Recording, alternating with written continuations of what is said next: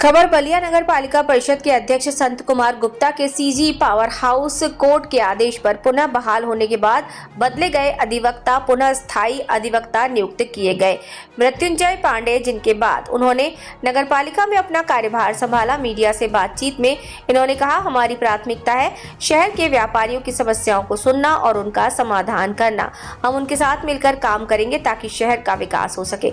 आपको बता दें कि चल रहे बलिया का ऐतिहासिक ददरी मेले के विवाद में नगरपालिका परिषद के अध्यक्ष संत कुमार गुप्ता पावर सीज होने के बाद स्थानीय अधिवक्ता मृत्युंजय पांडे को हटाकर दूसरा अधिवक्ता को नियुक्त कर जिला प्रशासन पूरा कमान अपने हाथों में ले लिया है। इसके बाद हाईकोर्ट के आदेश के बाद नगरपालिका के अध्यक्ष संत कुमार गुप्ता का पावर पुनः बहाल होने के बाद उनके स्थायी अधिवक्ता रहे मृत्युंजय पांडे को पुनः जिम्मेदारी नगरपालिका को दी गई है। नगर पालिका परिषद बलिया में किस तरह का भी आपने पदभार संभाला है, क्या कहना चाहेंगे? जी, पहले तो पत्रकार बंधु आप लोगों का सबका स्वागत है। आज मैं स्थायी अधिवक्ता नगर पालिका परिषद पर पुनः कार्यभार ग्रहण किया हूं, क्योंकि इससे पूर्व कुछ विषमताएं थी और विषमताएं दूर हो गई हैं और विषमताएं दूर होने के बाद पुनः मैं आज अपने कार्यप्रणाली प्रारंभ कर दिया हूं। सारी कोर्टों में आज से कार्य प्रारंभ हो गए।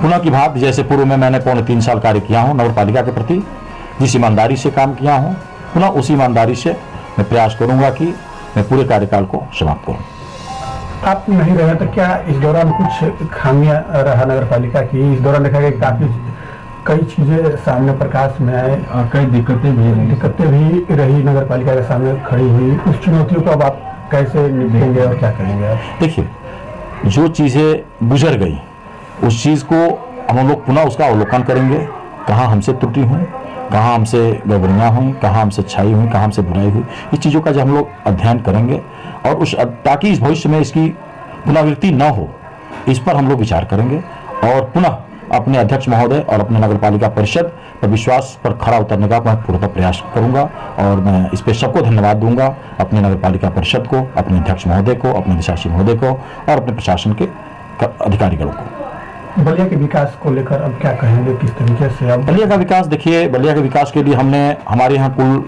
200 से अधिक मुकदमे लंबित हैं नगर पालिका परिषद से संबंधित, जिस पर मैं ज़्यादातर मुकदमे दुकानदार भाइयों के हैं।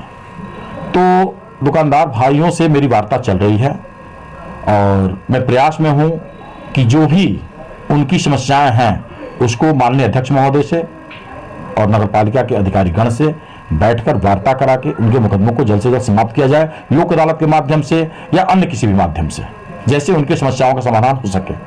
हमारा पहला एक ही उद्देश्य है, व्यापारी वर्ग को जितनी समस्याएं आ रही हैं दुकानों से संबंधित, जिनकी मुकदमे चल रहे हैं, उनको सबसे पहले कॉम्प्रोमाइज के आधार पे, सुलह समझौते के आधार पे उसको समाप्त करना हमारी पहली प्राथमिकता होगी।